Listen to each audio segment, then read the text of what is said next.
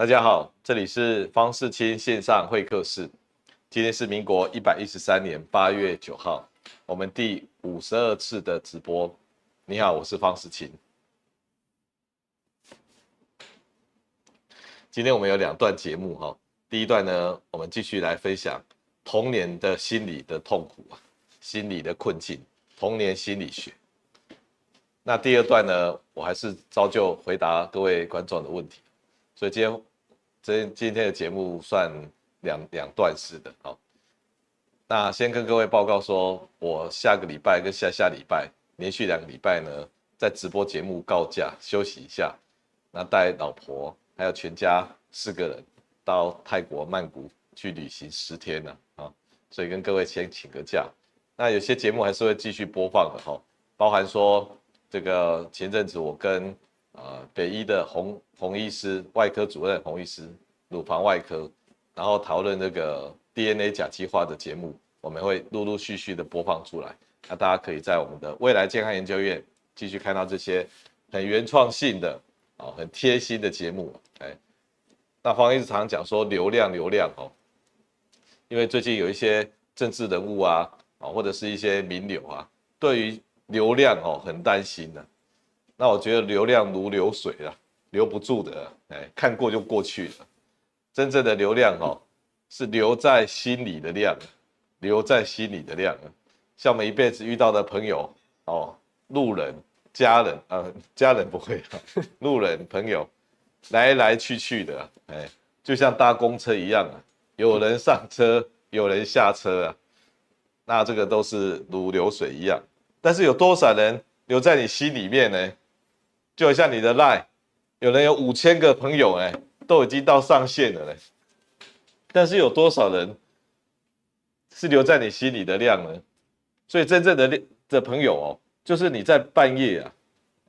也不一定要半夜了，就心很虚的时候，你可以联络的人，那才是真正的朋友。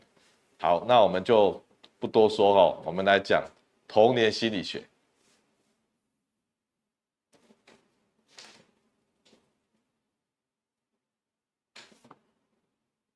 好，童年心理学第3集，自我发展的困境。自我发展的困境。那方医师定义童年就是18岁以前算童年儿童加青少年就叫童年。那我有提到过，在心理的层次上呢，有安全依附的问题，也就是说亲子关系没有提供足够的安全感，那是第1集里面提到的。那第2集呢，在安全的基础上，要从一个不知道自己是谁，成为一个真正的人，那就叫自我发展。这个自我发展如果发展的不好，那你一辈子都在发展中那现在那个点上那一个期间没办法往前走，这叫自我发展的困境。来，我们往下看。所以如果自我发展呢产生障碍，你不晓得自己是谁，你没有把自己准备好，你永远会在那个困境卡住，导致人生卡关，人生的困境。那到底有哪些自我发展的障碍呢？我们往下看。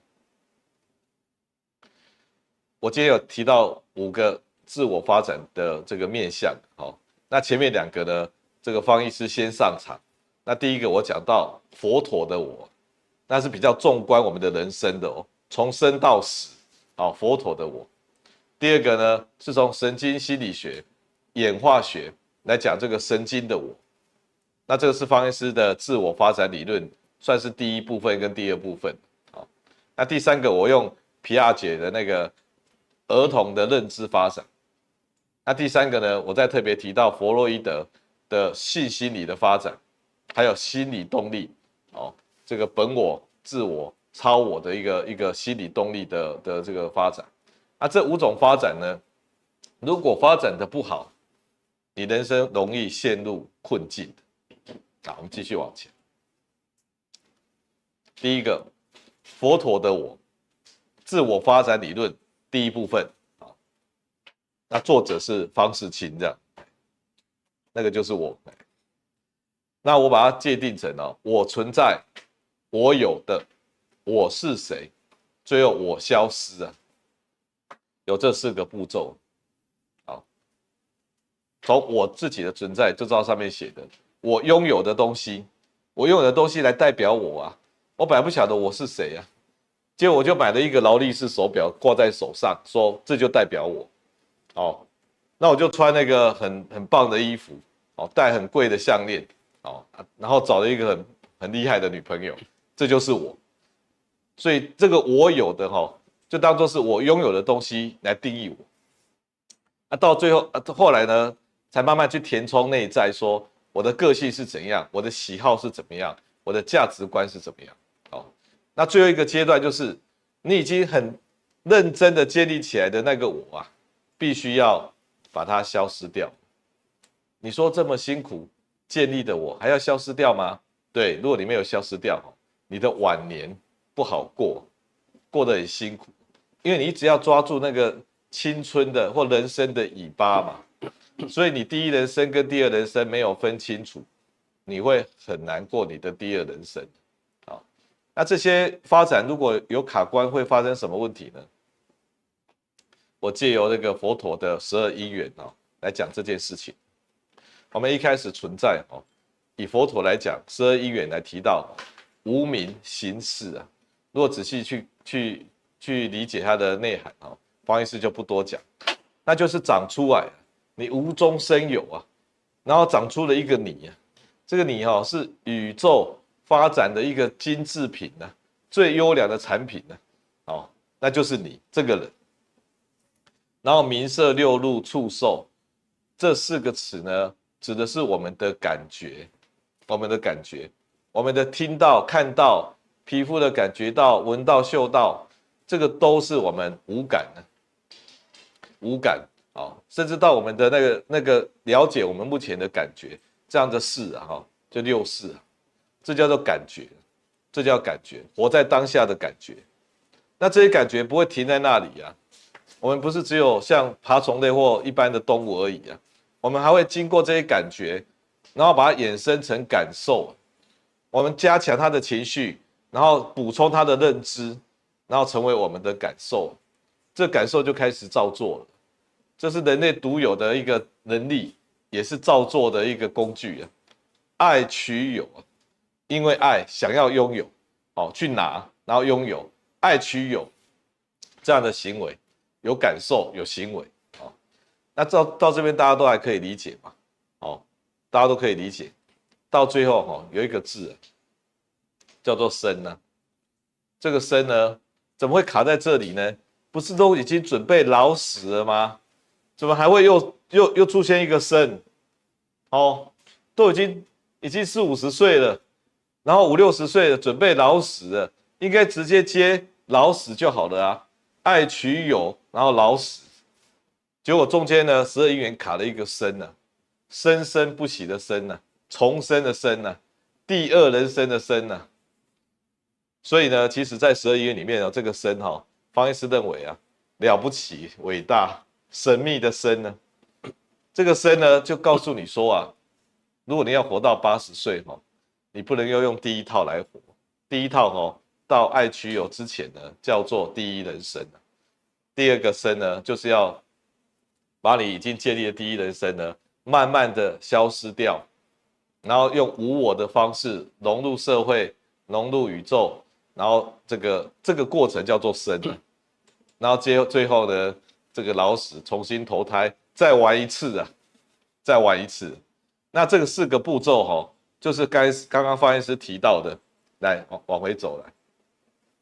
刚刚提到的我存在，我有的，我是谁？到最后是死而重生的我消失。往前，下一章。那如果你今天在这个我讲到这个4个步骤的佛陀的我的发展有困难的话，有障碍的话，会怎么样呢？我存在的障碍，有些人从小因为亲子关系不是很正常、很健康，被家人被妈妈爸爸压到底，你知道吗？觉得你就是要乖啦，你就是要听话，就是要按照命令啊。人家说小孩子不乖要打，对不对？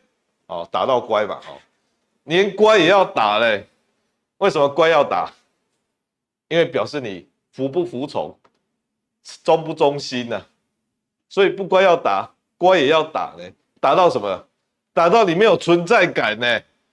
打到你没有存在感。所以有些人哈，这个小时候哈没有得到那种无条件的爱，搞到自己哈存在感很低啊，不存在啊，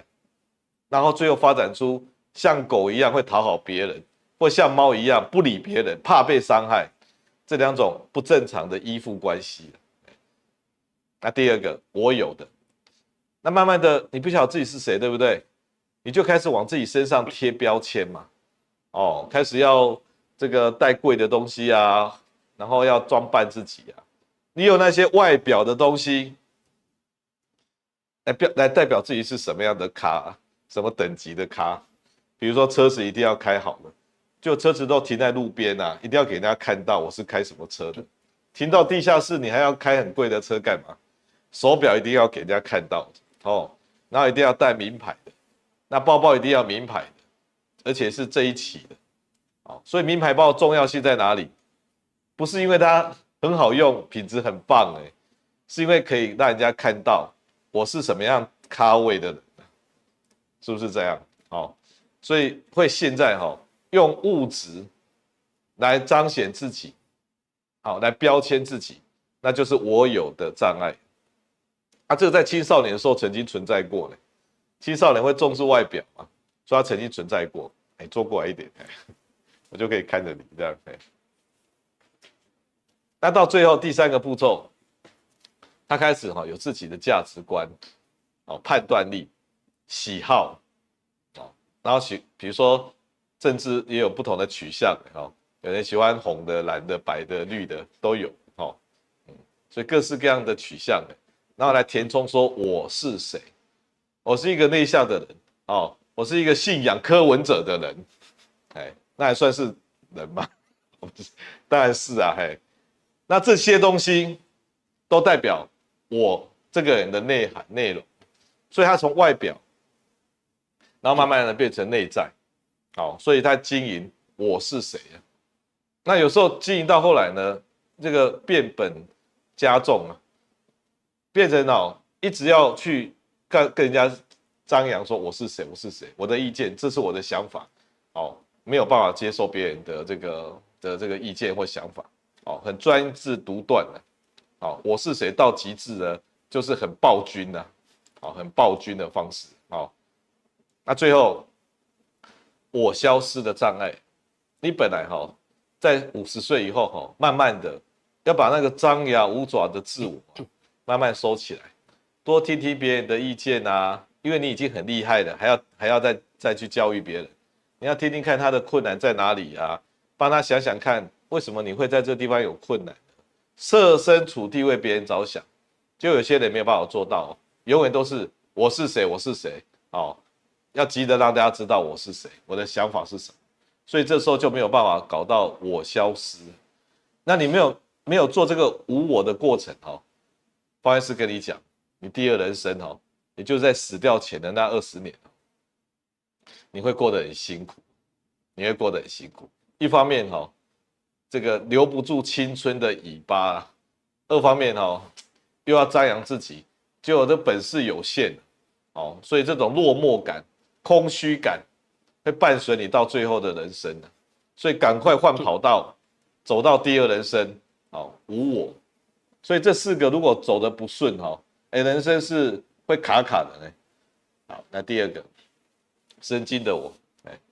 这不是说我很神经的就是说神经心理学、神经心理演化的我，那是怎么回事呢？我把它放在自我发展理论的第2部分，作者方世清呢。那我们把大脑分为最底层的，那底层呢就是脑干，一直到上面的这个叫做这个视丘视丘。那这个基层的部分呢，它负责你呢就是吃喝拉撒睡还有性这些基本的生存所以我把它叫做生存人那其实我们每天都要工作，除非你出生就很有钱所以这个蓝领阶级的每天去上班，然后弄得很累，回家吃个晚餐，看个电视，然后骂2句，喝个啤酒，这就是他的人生啊，这就是生存人的一个本质啊，这也没有什么坏处啊，活得很实在啊。那有的人比较闲啊，不是吃得很闲的，很没时间的闲。闲的人他喜欢在情绪上造作，那他会开始想说，他会经营人际关系比较精致啊，比如说，你好像对我有意见哦，这个人好像需要巴结一下你不尊重我，我很生气哦。对于这些情绪特别的放大，特别的敏感。那方医师把这一类人叫情绪人情绪人有钱有闲的时候，有时候容易发展情绪啊，那发展太多变成情绪上的困境。第三个这就厉害了我们的大脑最外层的皮层啊，那个皮层长这么大，你不是拿来这个做一些简单的事你要发展你的信念。这个信念是抽象的，是伟大的，是可以饿着肚子做的，是可以耐着脾气做的。所以一个人如果有信念的时候啊，那些情绪都打不倒他，生存也不是问题。你先发宏愿，说我要做这件事情，而这件事情呢，你想得很清楚，那你很明确，很有决心，各方的善缘就会来聚了。先想你的伟大计划。善缘来聚，钱也会来，这就信念了。那这个部分呢，我用马斯洛的5大需求来说明。马斯洛是一位心理学家，他提到说我们这个需求是要一步一步的往前发展。一开始是生理吧，一个小孩子如果没有吃没有睡，他会死掉的。生理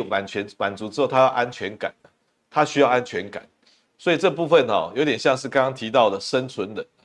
生存人就是要生存嘛，生存有2个条件嘛，一个是吃喝，一个是安全嘛，这是生存人。到了第2个叫情绪人，那你可以生存了以后，你要跟人家社交啊，成群结队交朋友啊，那在朋友圈里面，你要表现良善，得到别人的尊重啊，那这部分的表现，社交跟尊重，就是方医师提到的情绪人啊，这部分也要经营好啊。或者你被人家讨厌或者是你讨厌别人，就是情绪人作怪。到第5个，自我实现，一个人可以有生存的能力，又可以控制自己的情绪，最后你要实现你的抱负啊。那这个自我实现跟尊重那个是要分开的呢。你不是说我的自我实现就是强迫所有的人要尊重我，那就是暴君啊。那是暴君啊，在独裁国家里面，就是一定要尊重我，全部的人都要尊重我，我再讲下去就要抓去关了，所以这个尊重跟自我实现是不一样的。自我实现不是让更多人尊重你，而是有信念去服务别人，服务大自然，服务这个宇宙啊，所以这是一个无我的过程这个是一个我消失的过程这是一个成为信念人的过程当然你前面2个这个生存跟这个情绪要搞好你才可以去发展你的信念嘛。所以这个自我实现是这个道理的，是第2人生服务别人的自我实现而不是我的实现而不是说已经有7成人尊重我不行，我要干掉那3成，让100分的人尊重我，这不对所以这个自我实现，大家把它延伸到是服务别人的自我实现，牺牲自我的服务别人的自我实现，这样大家可以理解吧？不是成为暴君的自我实现那这方面是提到那2个理论那接下来第3个，儿童认知发展论，这个皮亚杰这名字就是法国的心理学家，他提到他观察这个儿童他们认知是怎么发展的呢？第1个就隐形存在，小于2岁常常说这个手机在这里，然后把手机拿到后面，手机不见了。那一开始1岁的小孩会瞪大眼睛说手机真的不见了嘞。可是到1岁到2岁他就已经发现在后面，所以他可以理解看不见的还是存在，这叫隐形存在。可是有些人会卡关呢，既然有人会卡关，你知道有人来看病了方医师跟他讲半天说你这是神经性发炎啊，大脑啊这个有压力啊产生的一种发炎，讲半天他还是要眼见为凭你最好给他照张颈椎的 X 光说这里有长骨刺原来是这个尖尖让我脖子痛头痛的大家还停留在眼见为凭的时代，那就是不承认抽象的隐形存在了，还在1岁2岁那个阶段那第二个阶段呢叫做自我固化，在7岁以前那个小孩子是以自我为中心的，一切的世界都是围着他转的，所以所有事情呢他只有自己的想法，他不能理解既然有别人的想法呢，比如说你给他糖果糖果很好吃啊那你给另外一个大人吃说这个好难吃，这小孩子又瞪大眼睛了，怎么可能糖果很难吃？这样了解吗？所以小孩子是只有自己的想法，他没办法理解怎么会有人不喜欢吃糖果，结果他喝了一口老爸的啤酒吐出来，这么苦的茶这么水竟然有人要喝，那就觉得他老爸可能有病这样到第3个阶段慢慢可以理解他人，就说原来呢你喜欢喝苦的水是因为人生比啤酒还要苦是可以理解的。为什么要喝那么苦的酒呢？因为人生比酒还要苦。理解他人可以理解他人。到最后一个步骤抽象推理，也就是说这个世界大于11岁以后是可以有抽象的有理论的那这方面是跟宇宙这不是理解他人，是理解宇宙了所以如果你想想看你自己的认知是不是眼见为凭，是不是只有想法自己的想法才是对的，你有没有理解别人的想法，你有没有尝试去找到这宇宙的规矩所以这个就是一个认知发展有人如果没有走过去就会停在那里。第4个心理的性发展理论，这是弗洛伊德的这个性心理他说人有在性方面有5个阶段，那每一个阶段如果没有过也会卡关的呢。比如说第1个阶段口腔期，其实在小孩子这个1岁以前半岁以前他真的是有奶便是娘，对婴儿来讲没有什么谁是重要的，你只要给他吃了有奶便是娘他从口腔期也得到一种满足感安全感那这一期如果走得不顺可能都喝母奶或者是怎么样不喝母奶了然后就会有口腔期的障碍。那弗洛伊德说这种口腔不满足的人一辈子都比如说喜欢抽烟嚼槟榔或者是喜欢吃东西藉由口腔得到满足这一段要剪掉藉由口腔得到满足。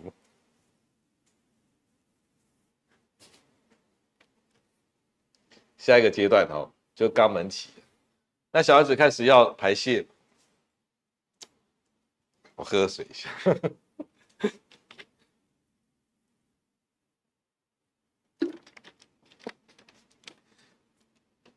那有些父母就不能忍受说都这个年纪的大小便还不能控制就你尿床会被骂会被笑说5、6岁的念小学还尿床，那自己觉得很受穷。那像这样的阶段如果很受穷的话他会过度的对秩序要求，他会有2种极端要么就是很要求秩序，要么就是很随便很邋遢了对于这个肛门期没有走好，父母严厉的管教，造成肛门期这个过得不是很愉快第3个性器期，性器期就是发现自己是男生或者是女生，那这个阶段呢如果没有走好，性别认识有矛盾，觉得自己到底是男的还是女的，我是男的吗？那我是女的吗？所以如果你把男生穿女生的衣服，女生穿男生的衣服，你会让他有点混淆他的性心理的发展在这个阶段，对自我性别的认同啊产生混淆啊，那这也是个问题哦。好，到第4个阶段潜伏期啊，也就是说性在这里已经告一段落了，他好好的要交朋友了，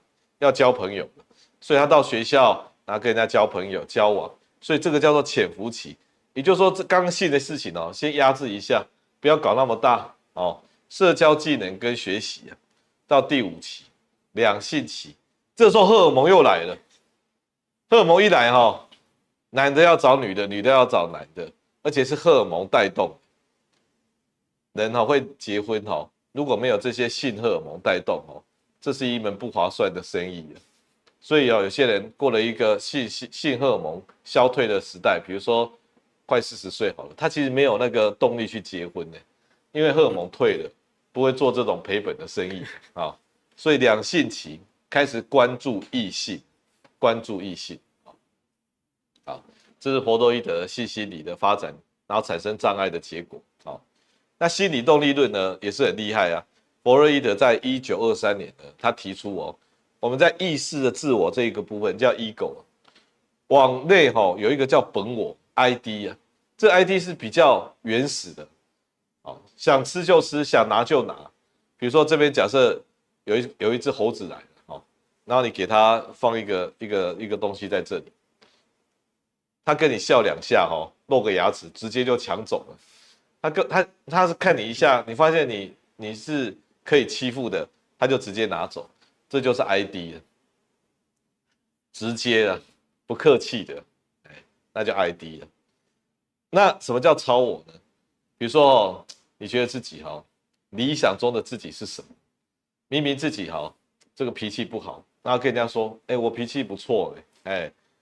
明明自己这个很独断，就说我都会听别人的意见。这叫超我，他已经迷失了。他把超我当作是我，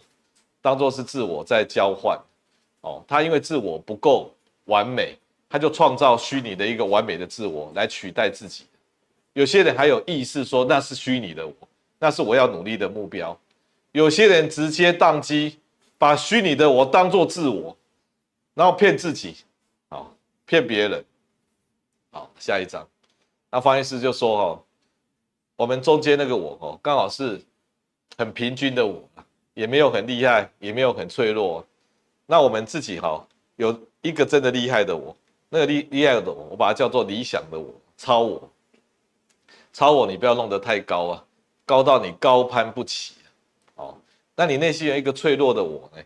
这个脆弱的我我比较这个脆弱我比较不是那个 ID， 那个 ID 是比较动物性的我那个跟弗洛伊德不太一样。我讲的这个真实的我，脆弱的我，你没有你想象中那么厉害的你只是不想要去正视它，甚至看不起它了。那你人生来往后走来，这个有意识的我你要跟2个朋友一起随行。第一个就是真实的我，脆弱的我，比较没有那么厉害的我。第二个呢是理想的我，虚拟的我，厉害的我。这2个我，这2个随行的朋友，如果距离很远就是幸福的距离，就是幸福的距离。所以你不要把这个3个我弄得很开、很开、很宽呢。我因为创伤而埋藏、掩盖真实的我，我因为压力而虚拟一个理想的我。来下一章。所以冲突的我就说太厉害的理想的我跟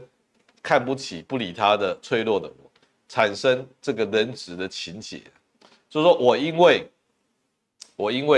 不能接受我自己这么脆弱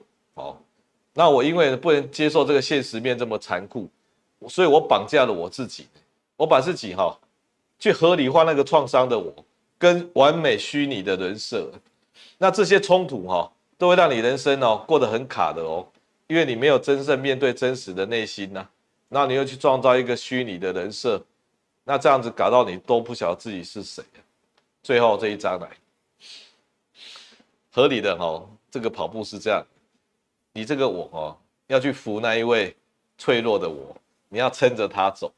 撑着他走。那前面那一个厉害的我要稍微等一下，不要跑太远，好不好？看得到的距离，不要连车尾灯都没有办法看到。最后方医师要讲最后一张来，我叫 AI 这个达利画了一张图然后话说你人生到底是停留在哪一个阶段？你目前的人生是停留在哪一个阶段？你的发展是不是有障碍？好，那我有用5种发展的这个面向来跟各位分享。那希望呢，你了解自己的障碍，然后突破这个障碍，让你的人生继续往前走。以上分享，谢谢。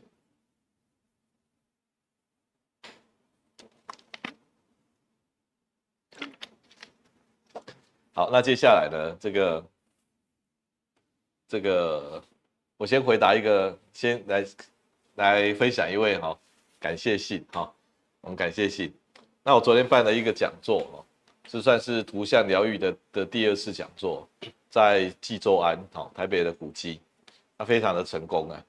真的非常的成功，这是目前我认知我的认知里面一个高峰一个高点，因为观众也很投入然后呢，方医师尝试让医学呢从那种眼见为凭的继续往前发展。那我们这位 Mandy 小姐呢，她用金刚经的方式来表示她的感谢那因为写的也是蛮有意思的蛮有内容的，还蛮令人感动的。那我来跟各位来朗读一下他说：“如是我闻，一时方医师在中华民国，中华民国就是台湾这里的济州安文学森林园，因为那个佛陀也是在某个园我背不起来，在某个园鱼粉丝众30-40人聚暖场役就是已经暖场完讲了20分钟的暖场。郭阳这郭阳就是我们这位这个好朋友叫郭阳他事实上他有帮他匿名的了郭阳合掌恭敬而言，方医师善男子善女人其实这个就是这个木须体木须体嘛，金刚经的这个角色发学习图像思考心，云何应用云何降伏其心呢？方医师言的这是刚才是那个郭阳，也就是木须提的问题方医师言说：善哉善哉，问得好，奴今具而谛听我将实言告奴云何降服其心理创伤？如是观，佛言如观世就是4种观一步一步的越观越深然后观呢，这4步有4加0，就是纯粹观加0嘛，观4加1积极的观再加一招所以观4加0，观4加1，于意云何一切有为何，也就是美术系为何如创伤心灵如身体不适应作图像观讲得真好，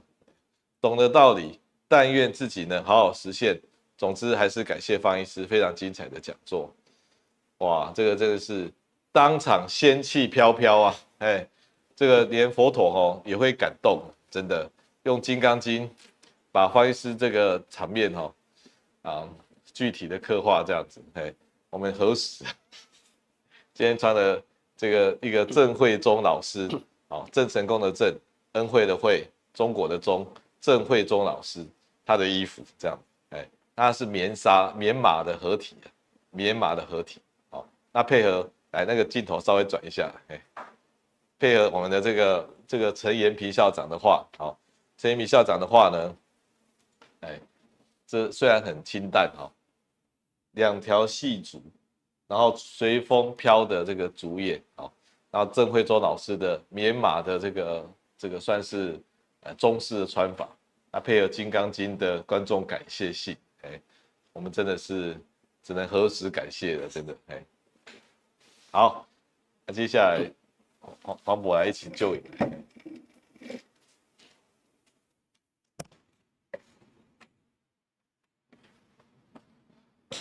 好，那我们接下来呢，继续跟好朋友哈这些观众们呢做线上的这个分享交流。各位观众好，黄医师好，你好，王博好，那第一个问题是黄小姐，市面上的铁剂都含叶酸跟 B12，但是方医师说 B12补充的太多不好，会致癌。那可以请方医师推荐只有铁和叶酸的产品吗 ？OK， 大家都说什么水溶性的维生素哦，那像这个除了 A、D、E、K 以外，说其他是水溶性的 B 啊、C 啊、E 啊，哦，所以水溶性可以随便吃都会排掉，哦 ，B 跟 C 算水溶性的嘛，对不对？好，那 C 真的会排掉啊，但是它排掉的过程呢，如果你吃了一天吃5颗、10颗的维他命 C， 超过2克好了，超过2克，大概吃4、5颗啦，那个排掉的过程呢，草酸盐哦会结石，所以 C 吃很多哈、哦，会有这个肾结石的风险提高啊。那 B 吃很多要排掉就好了嘛，对不对？B12哈是不排掉的 ，B 跟 C 都说水溶性维生素 ，B12不排掉，它直接在肝脏哦就住下了。所以即使哈 B12是在胃里面吸收的，然后把胃整个切掉的人哦，没有办法吸收 B12了哦，他的肝脏储存的 B12还可以用10年的，更何况这个卫福部在民国100年哦，已经做过全民的普查，说没有人缺啊，奇怪，没有人缺。我在门诊哦，偶尔会看到有人缺，大部分都是安养中心的啊，吃的很差的啦，看起来很糟糕的哦，那总会有缺的，否则真的是百中千中取一啊。所以老实说，叶酸跟 B12哈不用补啊，但是你是还怀疑说啊，我贫血呢，嘿哦，我会不会缺铁、缺叶酸、缺 B12？缺这3个都会贫血，那就请你的医生哦抽个血啊，如果不要给你抽，你就自费抽，去检验所抽哦。那有缺再补嘛？有人很真的，一定是很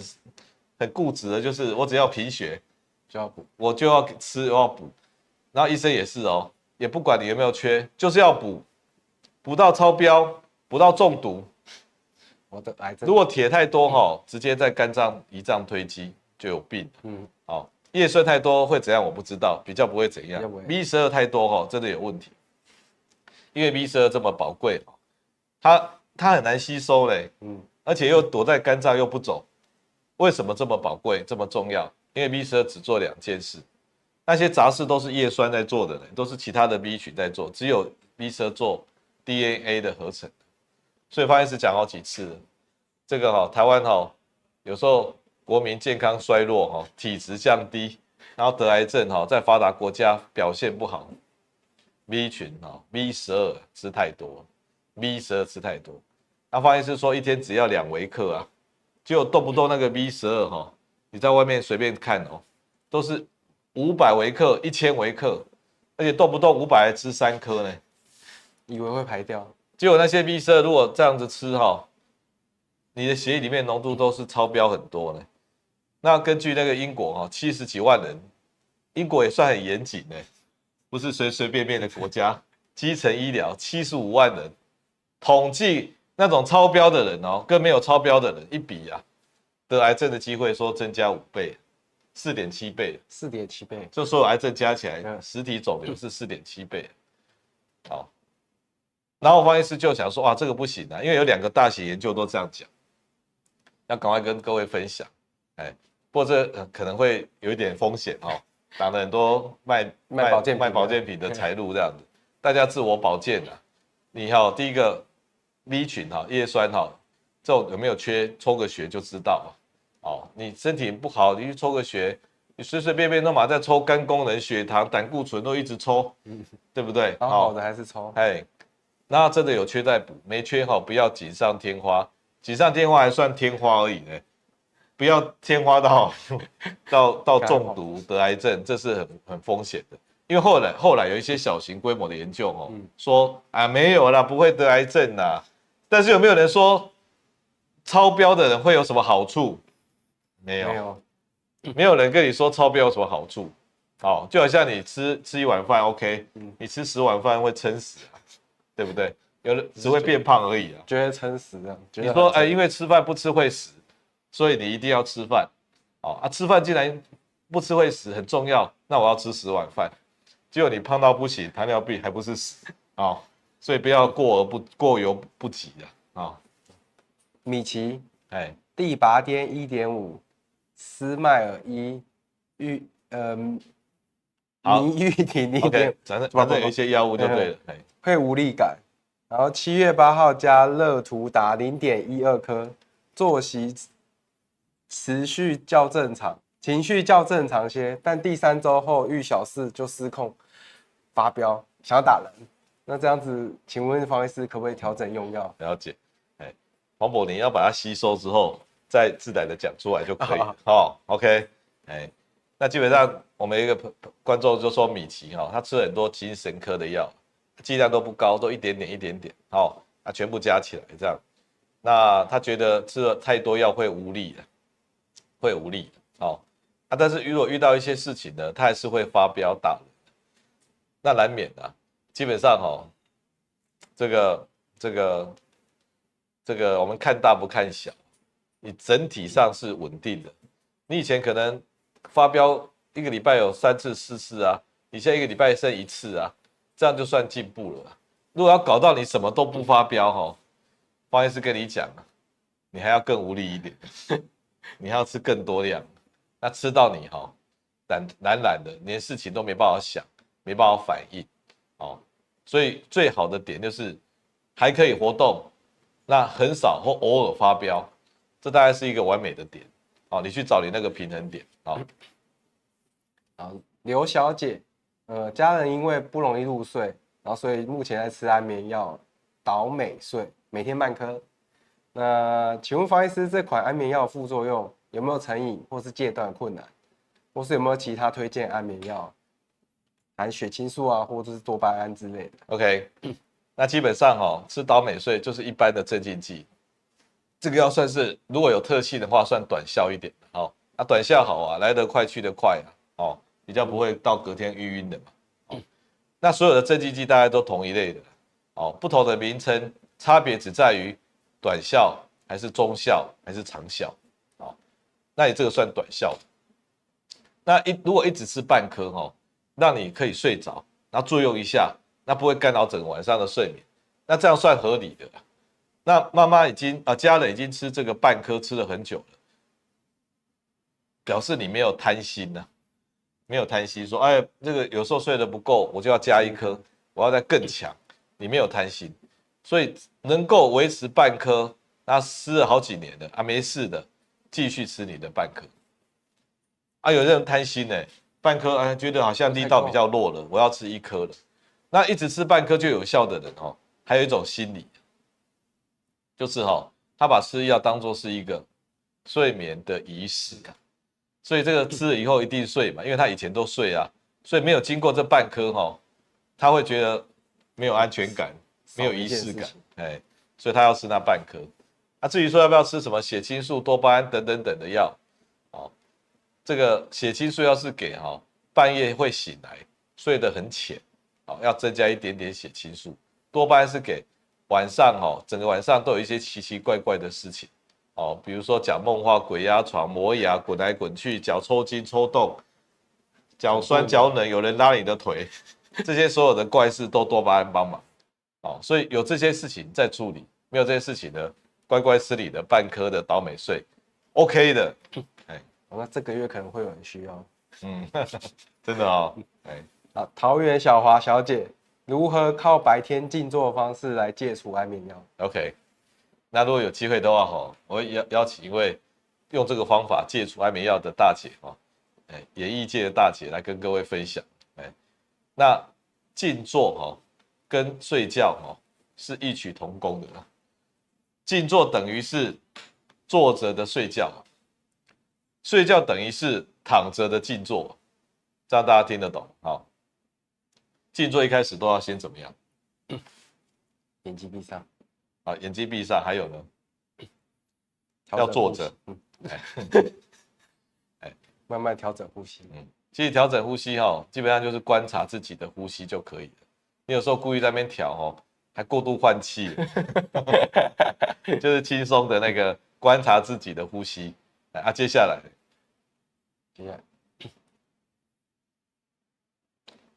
接下来就一直坐着，做到最后，好，不是这样子。接下来会出现念头，你心里会有一些会走掉，会走神。那所以念头怎么办？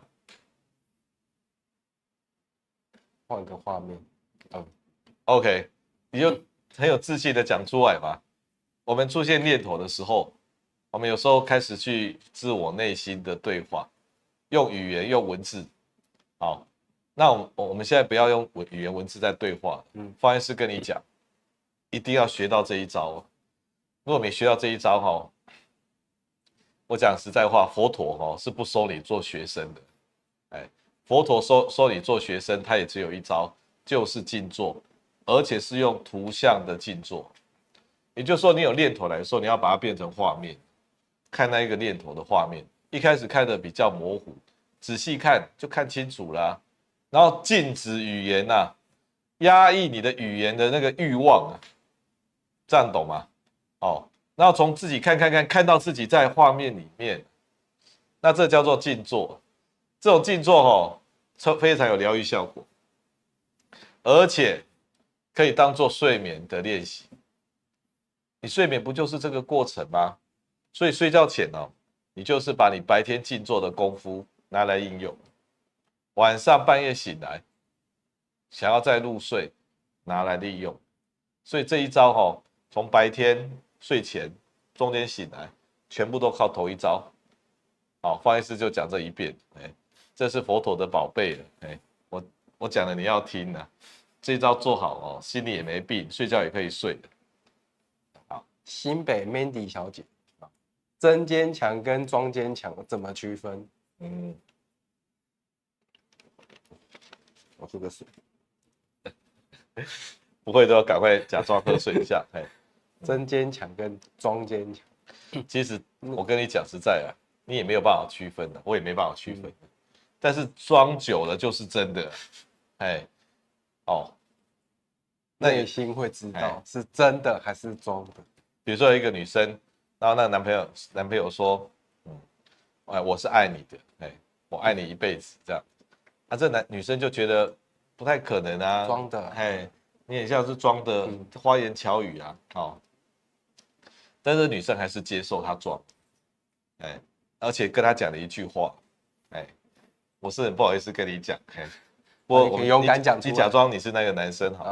他就跟那男生说那我心里开始 OS 说是装的这样，说如果你是装的，请你装一辈子，这样了解吗？了解。你讲一遍了。如果你是装的，请你装一辈子。你要爱我。我刚刚这个吞了一口口水，这样。所以真坚强跟假装坚强假装坚强跟真正坚强不用区分的。我们人没有天生就坚强的，我们就是本来就遇事情就会躲就会跑，就会混。我们本性就是这个样子啊，每个人本性出生应该是这个样子，没有人出生就是勇士的啦。我们的坚强是学来的，是你人生不断的选择，判断。我要当一个坚强的人，勇敢的人，然后经过不断的小勇敢、中勇敢、大勇敢，然后才变成勇敢的人的。哪有人天生就勇敢的？所以你平常就要练习装啊，装久就像装勇敢、装坚强，后来你就变得坚强的人跟勇敢的人。这题目其实很棒的题目，你知道吗？我们把它发挥的不错，继续装下去。好，台北凯莉小姐，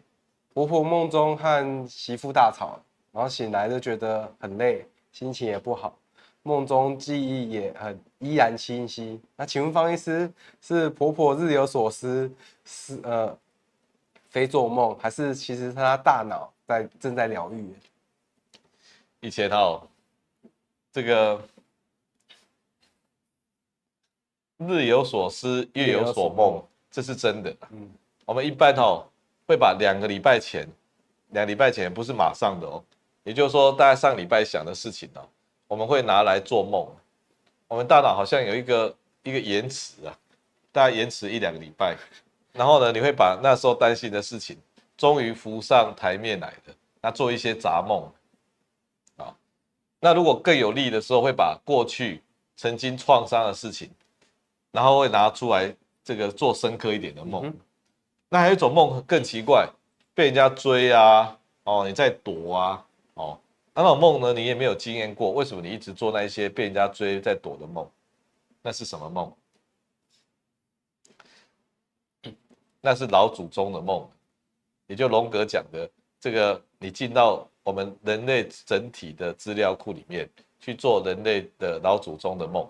因为老祖宗常常被追嘛，所以你就做这些被追的梦啊。哦，那总之呢，做梦哦，它是随手可得就拿来做的。那做那些梦有什么好处？就是稍微复习一下，是吧？哎，做这些梦哦，如果是很平静的做，那这样就有疗愈的效果。好，啊，如果不平静，那疗愈效果就比较低了。哎，本来就好像你去找一个心理师啊，那你跟他诉苦啊，那把所有事情讲了一遍，光是讲完，你没有很激烈的讲，你就讲完一遍，你就得到某种疗愈。晚上干的事情就是这样。那至于疗愈的成效好不好，就是看你有没有平静。那你要把它当好事啊，有梦最美。哎，好，台南的妹小姐，躁郁症的诊断是否靠临床表征？有没有其他的检验可以辅助确诊，或是可以透过心理咨商来进行帮忙 ？OK， 躁郁症目前心理的疾病，包含精神的疾病，所以忧郁症、躁郁症啊，什么这个精神分裂症、思觉失调症，那个都没有抽血或脑部扫描可以佐证的，到现在都没有，这很可怕的事情，对不对？因为它是在软体的层次上，也就是这些神经传导物质。那方医师常常说多巴胺、血清素嘛，难道抽血抽不到吗？还真的抽不到。我们的大脑整个被一层又一层包起来，他平常不跟外面联络的，他只说可以送水给我，对，也要经过水的通道呢，可以送糖给我，经过通道，但其他一律不收啊。所以它是一个血脑障病，一个封闭的一个国度啊，它里面的东西也不泄露的，所以你没有办法在血液里面抽到什么多巴胺、血清素那一些，除非你把针放到大脑里面抽挤水液，但是没有人干这么大的事，所以第一个没有办法靠抽血跟影像扫描来诊断。那为什么有一大堆这种诊断呢？因为有些人这些病有他一定的发作，像躁郁症这个躁起来说不得了啊，2-3天不用睡想法很多然后可以做很多事idea 很多，这是人生的高光时刻呢。那可以在路边唱歌给路人听呢，看到人就握手呢，那可以买很多东西呢，这还算是好的躁躁就是眼吃卯粮，把多巴胺拿来用。接下来呢，开始不够了，开始反了，小事情就反，因为做不来。那更低的时候呢，他就搞木死灰了，什么都不想做了。所以多巴胺起伏造就躁郁症了。这个要从长期的观察来看，一开始都不明确，后来就越来越明确。那你在震荡，你发现你自己在震荡，心情好是因为自己好，心情不好也是自己不好。那要不要透过心理咨商师？先找个精神科医师因为神经科像我这样子来看精神疾病的也是少之又少，所以你去找精神科，然后说对你这是躁郁症然后至于要不要心理咨商，这是手段方法之一看方医师的节目自我疗愈也算是咨商对不对？